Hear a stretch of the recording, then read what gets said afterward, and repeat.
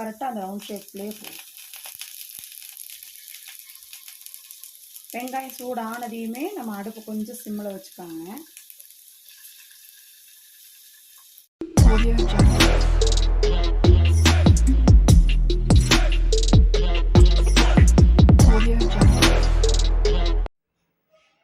Hi friends, இன்றைக்கி நம்ம செய்ய போகிறது பார்த்திங்கன்னா முட்டைக்கடி.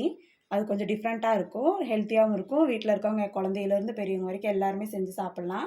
இதுக்கு வந்து இந்த டிஷ் மட்டும்தான் தேவைப்படும். இது கூட கொஞ்சம் சால்ட்டும் மஞ்சத்தூள் மட்டும் இருந்தால் போதும். இது எப்படி செய்யலான்னு பார்க்கலாம். வீடியோக்குள்ளே போகலாம். இந்த டிஷ்ஷுக்கு தேவையான அளவு உப்பு போட்டுக்கலாம். காரத்துக்கு ஏற்ற மாதிரி பெப்பர் போட்டுக்காங்க. பெரியவங்க மட்டும் சாப்பிட்ற மாதிரி இருந்ததுன்னா பச்சை மிளகா சேர்த்திக்காங்க. குழந்தைங்க எல்லாருமே சாப்பிட்ற மாதிரி இருந்தால் இந்த மாதிரி பெப்பர் மட்டும் சேர்த்திக்காங்க.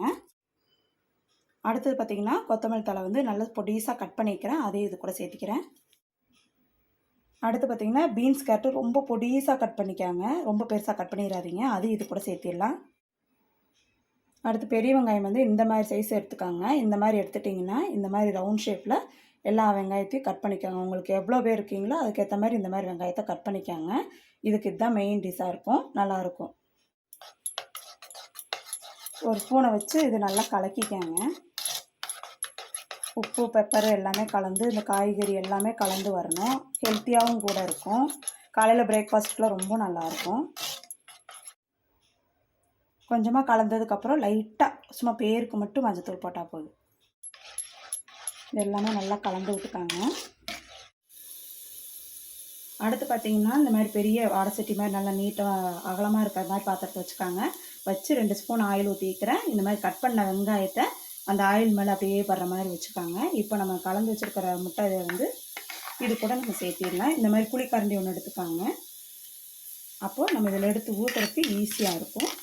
இந்த மெத்தடில் ஃபாலோ பண்ணி பாருங்கள். மேலே ஊற்றுறதோட இந்த மாதிரி ஊற்றி பாருங்கள், நல்லாயிருக்கும். கரெக்டாக அந்த ரவுண்ட் ஷேப்லேயே போகும். வெங்காயம் சூடு ஆனதையுமே நம்ம அடுப்பு கொஞ்சம் சிம்மில் வச்சுக்காங்க.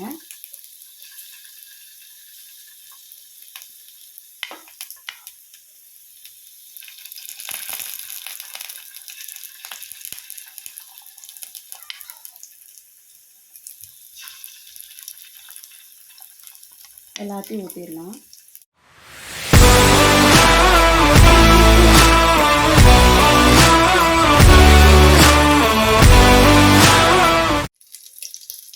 அடுப்பு ரொம்ப சிம்மில் வச்சிடாதீங்க, ஒரு அளவுக்கு சிம்மில் வச்சுட்டு இந்த மாதிரி மூடி போட்டு கொஞ்ச நேரம் க்ளோஸ் பண்ணுவீங்க. அப்போ தான் மேலேயும் கீழே ஒரே மாதிரி வேகும். இப்போ நல்லாமே வெந்துருச்சுங்க. இப்போ நம்ம மூடி ஓப்பன் பண்ணிடலாம். லைட்டாக வேணால் திருப்பி போட்டுக்காங்க. நான் வந்து திருப்பிலாம் போடல, மூடியிலே வச்சு ரொம்ப சிம்மில் வச்சனால இந்த மாதிரி நல்லா வெந்துருச்சு. அந்த வெங்காயம்லாம் நல்லா ஸ்மெல் நல்லா இருக்குது. இப்போ நம்ம வேற ஒரு பாத்திரத்தில் மாற்றிடலாங்க. ஃபுட் ரெடி ஆயிடுச்சு.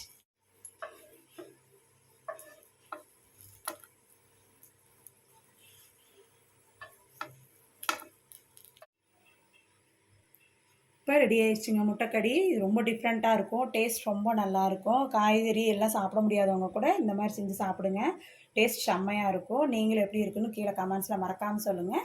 இந்த வீடியோ உங்களுக்கு பிடிச்சிருந்ததுன்னா லைக் பண்ணுங்கள், ஷேர் பண்ணுங்கள், கமெண்ட்ஸ் பண்ணுங்கள். மறக்காமல் சப்ஸ்கிரைப் பண்ணிவிட்டு பக்கத்தில் இருக்க பெல் பட்டனை கிளிக் பண்ணிக்காங்க. நம்ம வேறு ஒரு வீடியோவில் சந்திப்போங்க. தேங்க்யூ.